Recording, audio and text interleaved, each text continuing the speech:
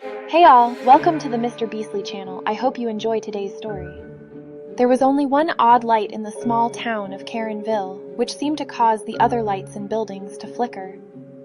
Inside the town's only bar, the Crazy Karen's Nest, a group of 5 friends sat huddled together, hovering over their drinks as the wind howled outside. Their faces were basked in the eerie green light that shone from the neon beer signs, creating a ghostly aura around them. Suddenly, the door creaked open, and a man in a long black cape, a top hat, and a big silver medallion stepped in, covered in raindrops. He strode towards the barman sitting stiffly behind the counter and demanded a pint of the darkest beer they had. The man's piercing blue eyes scanned the bar, and he finally settled his gaze on the 5 huddled friends.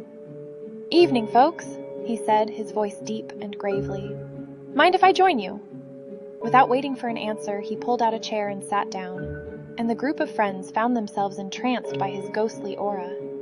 "I couldn't help but overhear you talking about the haunted house on Main Street," he said, a smirk on his face. "You do realize that it is cursed, don't you?" The group exchanged glances, caught between their belief in the supernatural and their skepticism. "Cursed? What do you mean cursed?" asked John, the bravest of the group. The mysterious stranger leaned in closer, and in a hushed tone he began to tell his tale of horror. That house belonged to a man named Victor Blackwood, a wealthy business tycoon who was rumored to have dabbled in black magic. He was obsessed with immortality and tried every kind of spell and potion in his quest for eternal life. The group was now listening intently, drawn in by the man's theatrical story. But one day the spell went wrong, and Victor found himself transformed into an undead creature, a monster who could only exist by drinking the blood of the living. The group shuddered at the thought of such a monster. And now, every year on the anniversary of his transformation, the cursed ghost of Victor Blackwood rises from the grave and seeks out new victims to feed his insatiable thirst for blood. The group sat in silence, terror and disbelief etched into their faces. Suddenly, the front door burst open and a gust of icy wind swept through the bar.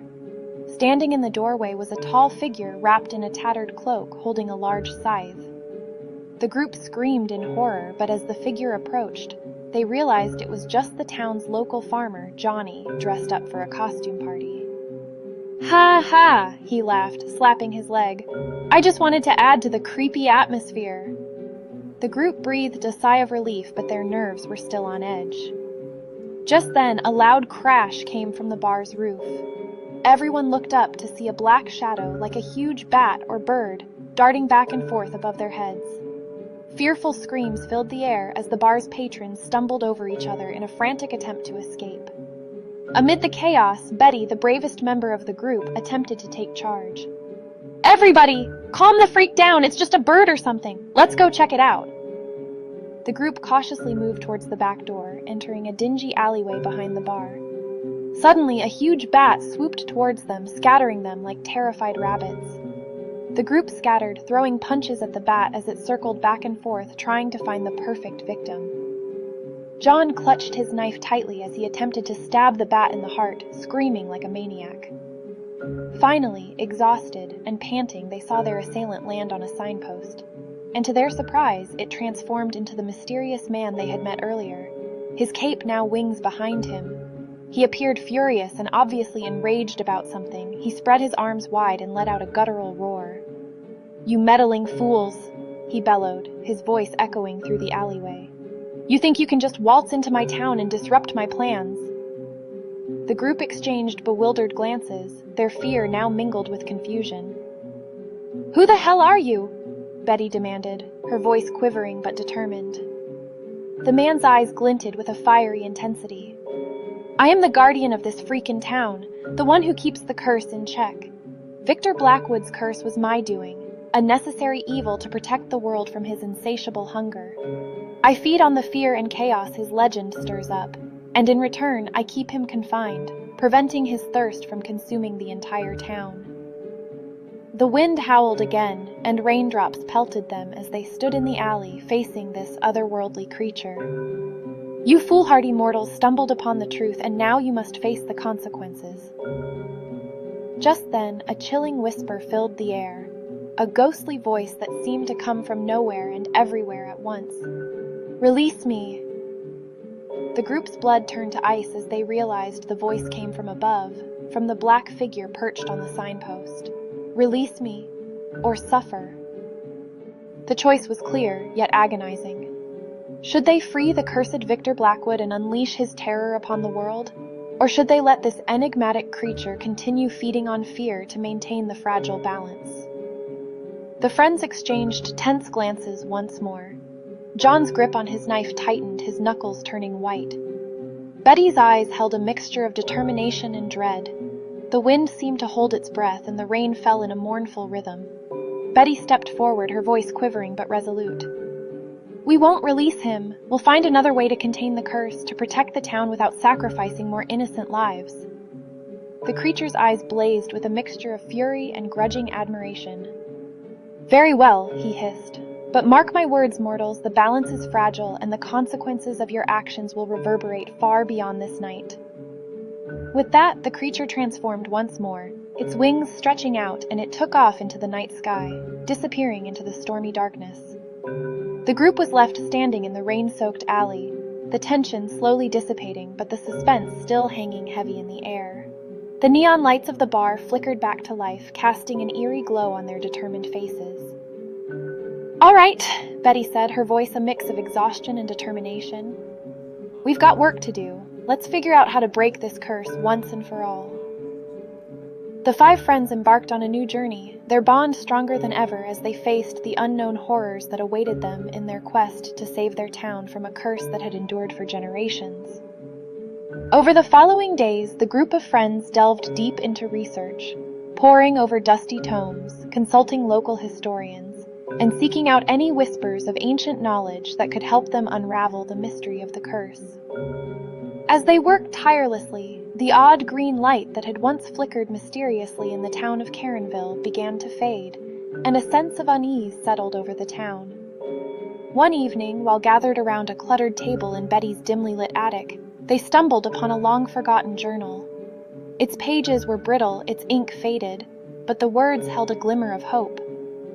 The journal belonged to an ancestor of Victor Blackwood, a man named Samuel Ravenscroft, who had chronicled his own experiments with dark magic, and his eventual quest to undo the curse he had inadvertently unleashed.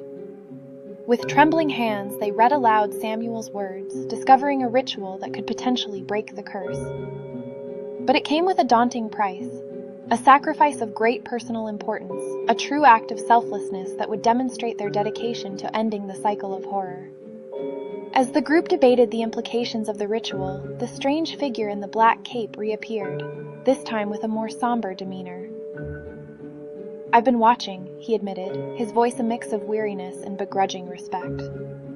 You're on the right track, but the sacrifice must be genuine and profound. It must come from the heart. The friends exchanged glances, a mixture of determination and fear in their eyes. They each had their secrets, their pasts, their regrets. Could they find the strength within themselves to make the sacrifice required to save their town? Days turned into weeks as they prepared for the ritual. The atmosphere in Karenville grew even more tense, and the green light grew fainter still.